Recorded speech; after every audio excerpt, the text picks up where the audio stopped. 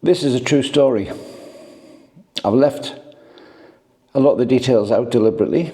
They don't need to be said online. I've left several parts of the story out. They don't need to be said online. But this is a true story. And I know, because I was there, and it's my true story.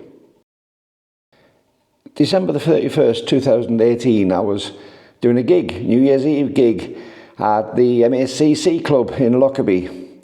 Lockerbie's a small town, a market town, just a few miles north of the Scottish border, not even 20 miles away from where I live, just on the English side. And Lockerbie had existed for centuries as a small Scottish town with no real notoriety. And I was there that New Year's Eve to do a gig, to welcome in the new year, welcome in 2019. This was the 31st of December 2018. And I was chatting to one of the people there, somebody I knew well, and asked me what I'd been up to. And I said, well, I was actually up here last week. I said, really? I said, yeah. I said, what were you up here for? I said, well, I always visit the memorial. She said, I never saw you at the memorial. I organised the memorial. I said, no, I never go for the main thing. I always go late afternoon. Keep it very quiet. Don't tell anybody. Don't even tell my wife I'm going up there. But I always go up late afternoon on the 21st of December every year, if I can. And I remember what happened 30 odd years beforehand.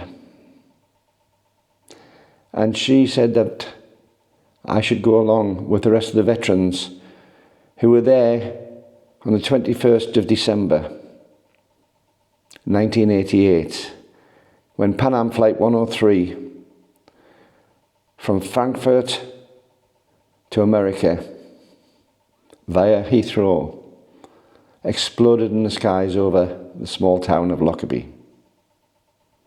So this is my story. 1988 was a difficult year for me. I'd met my girlfriend, soon to be my wife. I'd met my girlfriend the previous year in 1987, and instead of going home, I stayed over in Cumbria rather than going back to the northeast of England. I stayed over because I was going to have Christmas lunch with my in-laws to be. And I woke up on that Christmas morning and I had a couple of presents. I'd been away from home and I'd been in the Air Force for Christmas, but this was the first time I'd ever done it where I wasn't having to work. I was in the house on my own. I had a few little presents which had been brought across, and one of them was a dressing gown my mother had bought me. And it wasn't the best of quality, I didn't think. I was disappointed. I was upset. Could have bought me something decent. Oh goodness, how I regretted that, and how it's come back to haunt me over the years. However, a month later, and I'm announcing my engagement to both my parents and Sue's parents when we got together for the one and only time when all four parents were together in the Golden Fleece in Brampton on the 9th of January. We had a good year until March when my mother took ill with cancer. And we were backwards and forwards to Newcastle. Sue, my girlfriend, was a tower of strength for me at the time.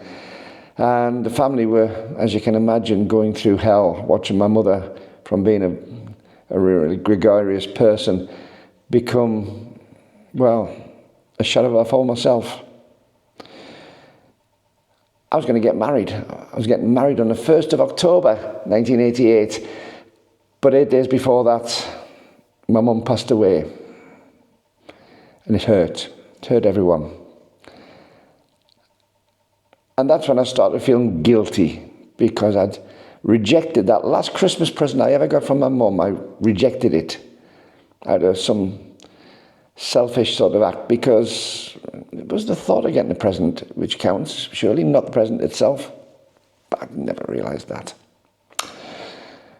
And so 8 days later, with my new bride on my arm, I got married in Carlisle. We settled in. Already had the house. I'd moved into the house in March that year. and we were settling down, ready to have our first Christmas together. First Christmas as a new family. Settled into a house in Brampton, which we still own to this day. I was in the Air Force at the time. I was in the Royal Air Force, working in a place called Royal Air Force Spade Adam, an electronics warfare range, just a few miles away from where I lived. And we worked shifts, either day shifts or evening shifts. And we had to work with the aircraft who came over the range, as well as civilian aircraft. Civilian aircraft saw it as a danger area, but they were usually nice and high above it. And if there was no flying on, if the flying had finished on an evening shift and there was no servicing to do in radars, then we could go after 8 o'clock. So 8 o'clock came, we rang ops up and said, can we run the radars down? And they said, yes, but don't leave sight. Strange. So they kept us there. They wouldn't tell us why. So we rang up one of our colleagues, one of the airfield radar guys, and said, Mark, what's going on? And he said, there's been an F-111 had a mid-air collision with a jumbo jet over Lockerbie. Now, Lockerbie, as the crow flies, isn't far away from where we were. And it was just unbelievable. We knew there was an F-111 had been due through but never shown up. But that was quite a common occurrence. But for this to happen... Now, the F-111s did high-level bombing runs, about 30,000 feet.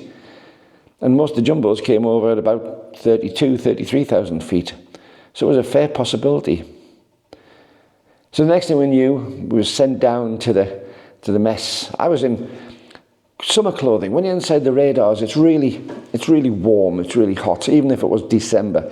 So I had normal shoes on, not boots. I had lightweight summer trousers on, the ones that we wear in the summer normally, but in the radar they're ideal. A shirt, tie and a pullover, but standard uniform. I so did the rest of my watch, because I was watch commander. I was in charge of the watch that night. So we tried finding out what had happened. And we couldn't. And then it started coming on the TV. A Boeing 747 had indeed hit the town of Lockerbie. There was debris seemingly on the A74, the main road between Carlisle and Glasgow. Cars were on fire on there. Now, before I go any further, this isn't a pleasant tale. I'm not going to go gaudy. I'm not going to do anything on there, but it is a tale which involves some unsavoury things. So if that bothers you, please consider stopping watching now. I don't want to offend or upset anyone. Not in the way that it's upset me all these years. So we were hurdled onto a Royal Air Force bus, a coach. I'd managed to borrow a parka, one of the heavy things with the sort of fur around the collar, and a pair of gloves. But that's the only safety equipment I had. That's the only warm weather equipment I had. And this was December in Cumbria. And we were going to be going up to Scotland in December. So we piled on the bus. We had a Royal Air Force airfield ambulance in front of us and an airfield fire tender behind. And we made way up to Lockerbie. Not a huge journey, but by the time we got from where we were to Lockerbie, it probably took us about an hour because you have to go round to get there. So as a crow flies, it wasn't far, but as a road journey, it was a good hour. And as we approached, the traffic became very, very congested. We struggled to get an ambulance and a fire tender and a coach through, but we did. And as we approached, there was a glow of orange and blue coming from the town of Lockerbie. All the lights from the emergency service vehicles were flashing. Ours too. We had our lights on the fire tender and the ambulance to get through. And we went near a place called Sherwood Crescent. As you get there, the smell intensified. And it's a stranger smell. It's that caustic smell you get from a house fire. But if you've ever been on holiday and you've stood beside a jet aircraft, there's a sweet smell from the jet engines. As the jet fuel, the jet vapour goes off, it's a sweet sort of smell from the jet exhausts. But this was a combination of the two. and it burned the back of my nose. I can smell that smell as I'm making this video. So we went past Sherwood Crescent. Devastation, fire crews everywhere, flames trying to be put out. I've never seen anything like it before. Dante's Inferno was in front of my eyes.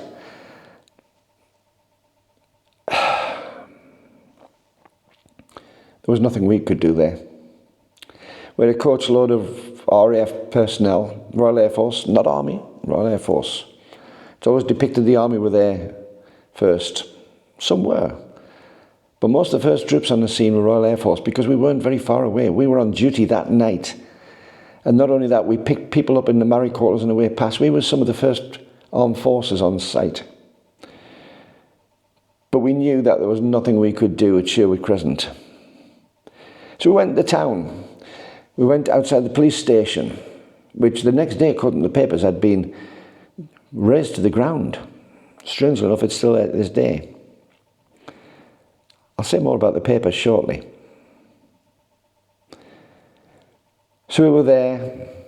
The press were there. There was different types of press. There was the local press. They were quite good. They were very caring. But there was the mercenary press, the ones who came along with their cameras, huge, great big cameras. This was the end of the 80s, remember. You didn't have the small cameras you have now.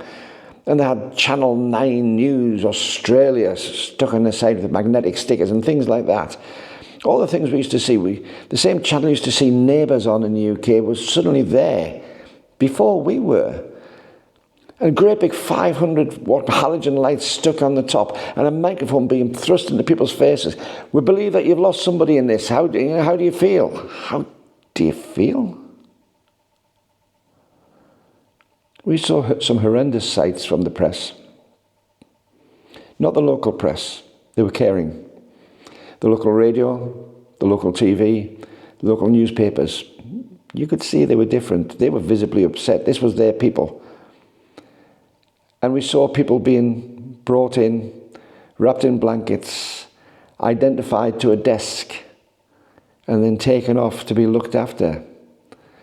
These were the people who'd lost family, lost loved ones, survivors, some by the skin of their teeth. And they were local people. Scots people from just 20 miles away from where I lived. We were then shuffled around the place. They couldn't work out what to do with us. They had all these troops, but they didn't know what to do with us. It was pandemonium. The emergency services were flat out. We'd never seen anything like this before. This was the biggest air disaster the UK had ever seen. We didn't know what had happened. Had he lost control? Had he had the mid-air collision with the F-111? Well, we found out later, no, the F-111 hadn't even taken off. It'd gone unserviceable, but we hadn't been told. So we had this situation, but we had an inkling what it was. We all had a good idea what it was. There'd been a 747 lost somewhere over the Irish Sea just a little while beforehand, and it was put down that it may have been a terrorist-related event. We couldn't prove it at the time, but it was on the news. And our first thoughts in the military was towards that, but no evidence. So we were taken off to the local sports hall. I think it was in the school, if I remember. You've got to remember, this was 1988. As I'm making this video, it's 2025. So it's what, 36 years ago? So some of my details are a little bit hazy.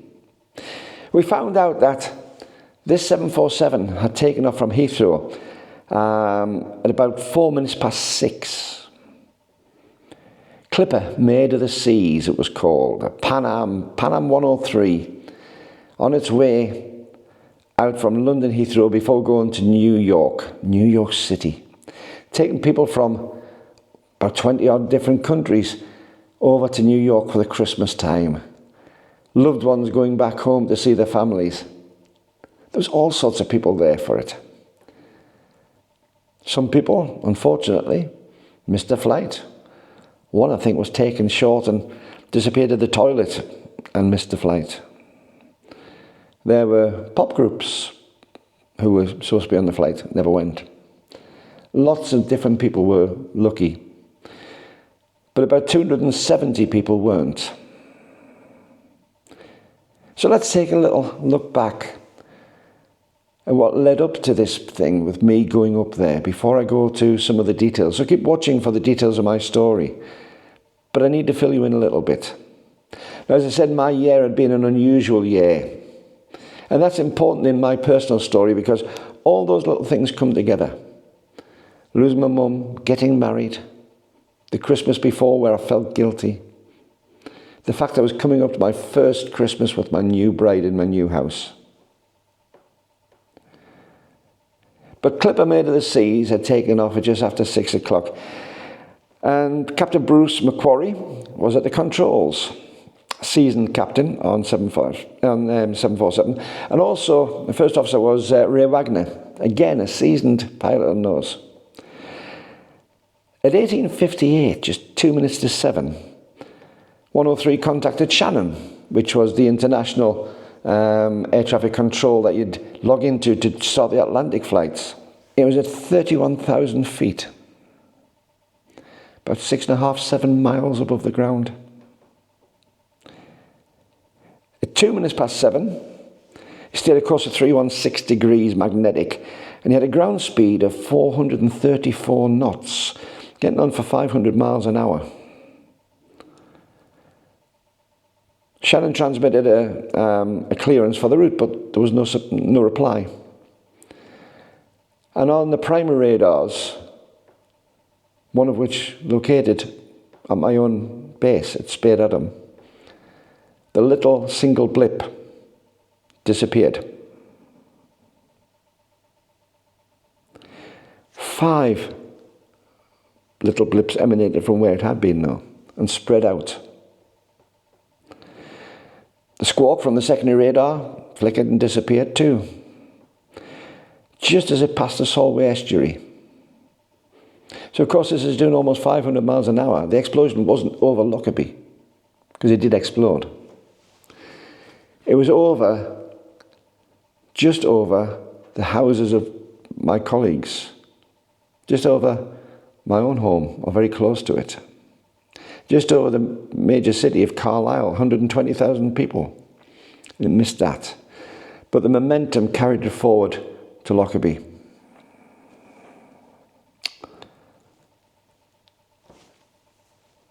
When we got there, we were put into the gym. One of the guys on my section, his father-in-law, he'd only been married a couple of years himself, was one leading fire hand at Carlisle there. It was his first night in charge of the tender, first night in charge of the fire tender from Carlisle. And of course there was fire crews from all over southern Scotland and northern England, and medics and police, all on that scene. And we were there too, armed forces. Now you'll notice I'm not scripted. I've got some details down there, but I'm not scripted on this. This has been in my head for nearly 40 years. One of my little secrets. We were in the gym that night. The Salvation Army were there giving out pot noodles and drinks, warm drinks, coffee, tea. And we were told to try and get our heads down on these assemblable military camp beds, but none of us could sleep. And the fire crews came in. They'd been to Sherwood Crescent. Stan, the guy we were just talking about, who was the leading fireman, I saw him weep. Stan didn't do things like that, but I saw him weep. I saw firemen sitting with a 1,000-yard stare. They were covered in soot, they were covered in all sorts of horrible bits and pieces, detritus left over from a fire. And they sat there, and some tried to sleep. And more crews came in, and we saw that devastation on their faces. And that smell was impregnated. The smell I told you about before was impregnated on the clothing. We were up before dawn the next morning. We saw the first of the newspapers come. We bought a newspaper at the filling station. There's a filling station there with a char on the overhead canopy for the pumps. It was charred. There was a piece of wreckage in the filling station, but it was still open with this charred piece of canopy. And we bought a daily newspaper which told us all about what had happened the night before, except it wasn't right. The petrol station is supposed to have gone up in a 300-foot high fireball, yet we just bought the newspaper from there. The misinformation, the disinformation, the inaccuracy was incredible. I was taken aback by that. But we had a day to come which we didn't really know what was going to be happening. Our bosses, because we'd done lots of air crashes in the past, whenever there'd been a military air crash in, it was RAF troops who went out to guard it, to do searches, to do some of the recovery. So we were fairly well versed on this, but nothing in this scale, nothing could prepare us for what we were going to see. Our bosses, because they were well versed in this, had gone into a mode of control. Then immediately, because we had ties with British Telecom through Spade Adam, we knew who to talk to. We got lines closed down so that we couldn't have all the lines being used, no communications out. So there was immediate help between my bosses and Telecom and the police and the emergency services, so that they had all the emergency lines dedicated to them. Nobody could start using those lines and take the emergency side out. It was so important. We had radio comms, we had helicopters flying over. There was vehicles everywhere. We had more troops start to come in. We had mountain rescue specialists come in from all over the country, from Leaming, RAF Leaming just in North Yorkshire. They were there very, very soon as well. They were there for the first thing the next morning. And we started walking. Every time I've seen a documentary on TV, you see this sort of line about a field wide of people walking and doing it. It's always a sort of police line. This wasn't the case for us. Our line went on for miles. It went across multiple fields. It was a huge fan of people from all sorts of backgrounds, but predominantly Air Force and Army. And the police were behind us. We referred to it as bagging and tagging. A horrible term. But what we're doing is trying to preserve evidence, trying to keep as much evidence as we possibly could, preserved and ready to be used in the investigation afterwards. This was an accident of beyond normal proportions. And as it turned out, because it was a terrorist attack, it was a mass murder of 270 plus people. We found out the next morning that Sherwood Crescent, 21 houses had been flattened as an engine and wing section full of fuel had descended from the sky at supersonic speeds, or very close to. We had Royal Navy there with the helicopters, as well as the Royal Air Force with the helicopters flying over to try and ferry people in and out who were needed, to try and do observation and report back what they could see and where they could see wreckage and where they could see the detritus from a crash. Bags, suitcases, magazines from the back of the seats, food which was ready for the meals to be served. In fact, the actual carriers where the wheel, the ones that the wheel up and down, the trolleys up the wheel up and down the corridors, they were there too. And people. Now I did say I'm not going to tell you all the stories, so I'm not going to tell you about the people. But we saw a lot. And when you see things like that, it changes you. Dark humour, of course, comes out, especially in the armed forces. And it was dark humour. And of course everybody complained about the cold, complained about the wet, complained about the mud, because it had been raining overnight as well. There'd been rain. And as I'm plodging through the fields, my shoes, my RAF shoes, not boots, kept on getting stuck, so I'd put my foot down, and all of a sudden be this sound as I pulled my foot out and my shoe was stuck in the mud. Although I had gloves on, my hands were cold. My body was cold. I walked 15 miles that day. I looked at my friends. My friends were shocked. They're putting brave faces on, but they were shocked. There was one particular sight I saw, which I won't go into detail, but it was a young girl. And shall we say that when you've fallen from almost 7 miles high at almost supersonic speeds, clothing tends to get ripped off. A lot of the people were naked. And we saw a young girl, couldn't have been more than 16 to 20. And because it had been raining, the long blonde hair had been washed straight. And she didn't look, wasn't gaudy or anything like that. She looked like she was asleep. Almost porcelain and asleep. And a 27-year-old young man sees what looked like an attractive young lady when she was alive. For half a second, looked at her as being a young lady. Literally half a second later, I thought, this is wrong. You can't think like that. And I got a guilt which has lasted me 37 years nearly. A guilt because of half a second of wrong think. I can picture as I'm talking to you now. I can picture her face.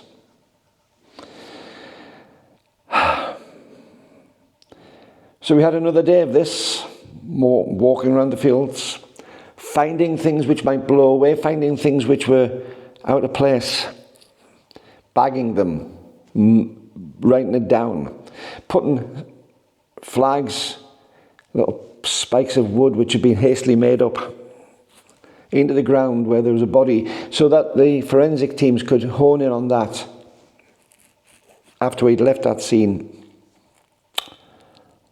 and do their job. It was a cacophony of noise, a cacophony of people, a cacophony of vehicles, a cacophony of aircraft. And then, on the second day, we packed up. The 23rd of December, we packed up at tea time. We got back on the bus. There were now more people and more specialists in who could take over the jobs that we'd been doing. We got back on the bus. My boss, Warrant Officer Bob Thompson, rest in peace, wonderful man that he is, or was so moved it was untrue. And some people, I hate to admit, on my section had stepped out of line.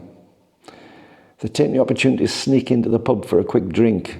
There'd been this for 2 days, and we had a lot of time in the forces. It's hurry up and wait, and we were in one of those wait positions. But Bob wasn't happy. Bob went ballistic. He'd seen the sights that we'd seen, and I will remember to my dying day the look on his face, the look of disgust as he climbed back on the bus after dealing with these colleagues. The bus journey was very different to the one that we had when we were going up there 2 days earlier. We were going home for Christmas. Some people weren't. Some people didn't get home for weeks, maybe months afterwards. We were going home for Christmas. And I went home and joined my new bride of just 2 months, 2.5 months, and tried to have a happy Christmas. A happy Christmas when I had the memory of the bad thoughts from my mother about my mother's present the year before, the guilt from that. Bad thoughts of the fact that I'd watched my family be devastated by my mother passing away. The wonderful thoughts of my new bride and on my wedding day. And then the terrifying and turbulent thoughts of the last 48 hours. We had Christmas. And then, after Christmas, we went back to work, and for something unusual, they actually got a team of shrinks in, of counsellors, to try and ask us how we were. So how did they do that? Face to face? No.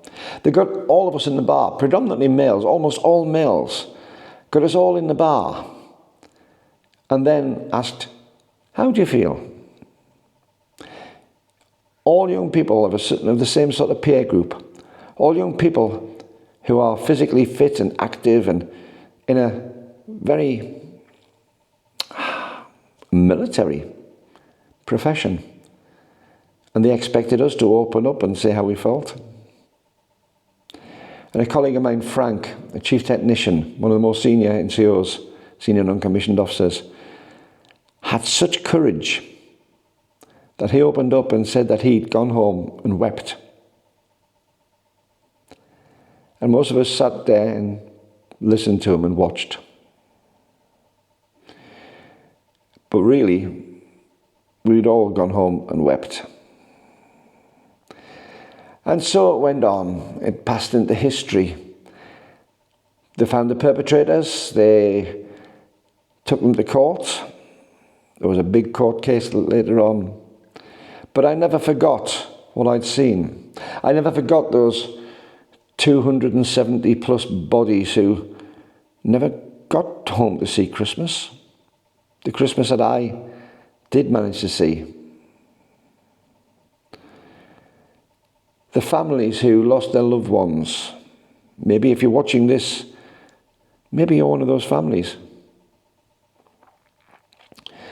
The families who lost the time with their loved ones because they were actually doing all the soul-breaking work of going through all the personal effects, trying to piece the plane back together, to find out where the bomb had been, how it had been detonated, how it exploded, where it had come from.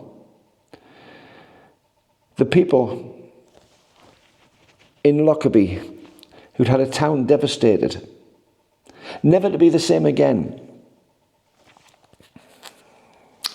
So why am I telling you this?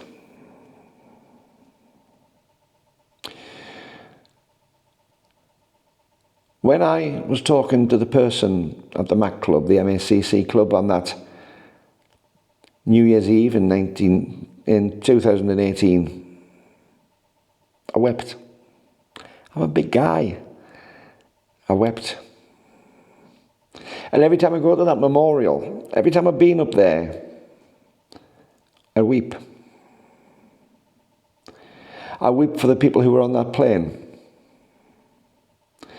I weep, maybe more, for the families and friends of those loved ones who they were never going to see again. And I weep for my colleagues. Why for my colleagues? Because we were just as important part of it. I weep for the people from those 21 houses in Sherwood Crescent who never saw their Christmas, and for their families who will never see them again.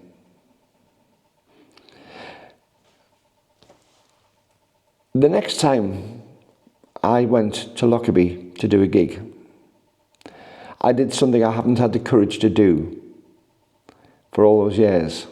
This was just before lockdown. It was 2019. I'd done the gig again in the MAC Club, another gig. Last one I ever did in there, actually. I think it was until after the lockdowns. And I was on my way home. I suddenly saw Sherwood Avenue. I'd driven past it hundreds of times. This was 1:30, maybe 2 in the morning. And something came over me. I just had to go down Sherwood Avenue. I drove down the road, and at the end of Sherwood Avenue, I didn't know what I was going to see, because Sherwood Crescent is at the end of Sherwood Avenue. Those 21 houses which were so devastated.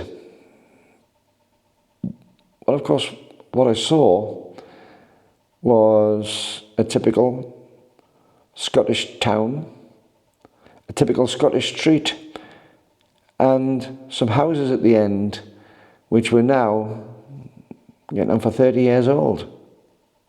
Occupied, serene, quiet, in the early hours of the morning, looking no different except a slight design change to the rest of the houses in the street.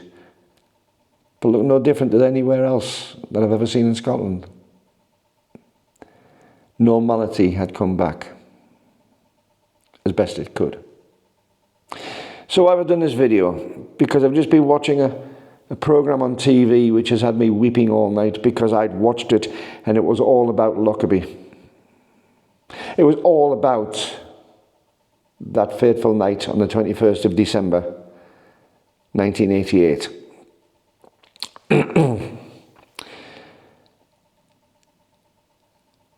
A few years ago, there'd been a fire at a block of flats in London called Grenfell.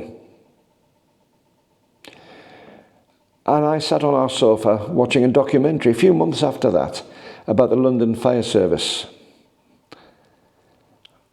And there was a fireman who'd been at Grenfell, seeing all the horrendous sights there, and he was slumped against a wall, sitting with his back against the wall and his knees up, with a 1,000-yard stare. And I realised I'd seen that same 1,000-yard stare years before. And again, I wept. Now, of course, being a manly type, you don't let it be seen. You wipe it away quickly and you put your best voice on. So when Sue turned around and said, "Are you all right?" Of course I'm all right. There's nothing wrong with me. I'm turning my face away. But she didn't give up. She pushed. And I told her that I often see things like that which set me off. And it was a realization that I have a little bit of post-traumatic stress disorder. Now, I've always associated post-traumatic stress disorder with people who do some heroic things in battle zones, and that wasn't me. So how could I have post-traumatic stress disorder? But the fact that I have dreams about what I saw there, the fact I can see not just the girl I described, but other faces, as clear as I can see my face in the screen just below the camera. I can see those people now. I have dreams, not nightmares, just dreams. I have memories, and I have little weeping sessions. Is a grown man supposed to say that he weeps when he's going out onto the possibility of billions of people seeing this on the internet? I think I am. So that's my true story. Lots of the gory bits missed out. Oh, I meant to say, when we were in the hall with the Salvation Army giving us pot noodles and sandwiches and things, I'd always been a little bit against the Salvation Army, because they used to be the ones who used to come into pubs and sell you the war cry and tell you how the evils of drink would pull you aside. And I always thought it was rather hypocritical. Well, they're asking for your money in a pub and telling you shouldn't drink. Quite funny, when you look back on it. But these people supplied food and drink 24 hours a day, 7 days a week, for the duration of where that was going on. Never asking for anything, never doing anything other than giving a kind gesture and a kind few words and asking about how your welfare was. These were the local people of Lockerbie who were putting something back in. And when we had the floods in 2005 and 2015 in Carlisle, guess who was there manning places to give food out and give sustenance and give support? Salvation Army. Good on you, Salvation Army. So what have I got in conclusion? I've probably bored you all silly with this. If I have, I do apologise. But my parting gesture is this. To everybody who's been involved in this, either for somebody who was a victim, or family or friends of victims, or everybody who was one of the people who helped out in the aftermath for the months and years it went on. I salute you. I respect you. And I remember you. where I was a 27-year-old when it happened. I'm now a crinkled old 63-year-old. But I'll take these thoughts my dying day. But the scary thing is, just before I came out to Cyprus, I was talking to somebody in a coffee shop in Carlisle, somebody from Carlisle, just across the border. And I mentioned about Lockerbie, and they said, Lockerbie? I said, yeah, about the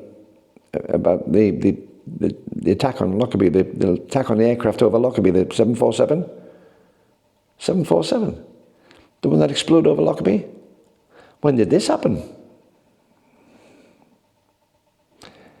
And I had to tell the story because it had gone, disappeared in time, out of the consciousness of the next generation. If you are somebody who has any association with Lockerbie, please leave me a comment below.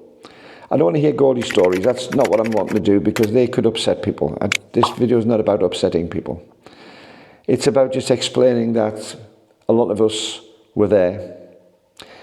A lot of us cared. And as a final thing, the people who were going around and finding these unfortunate victims, people like myself,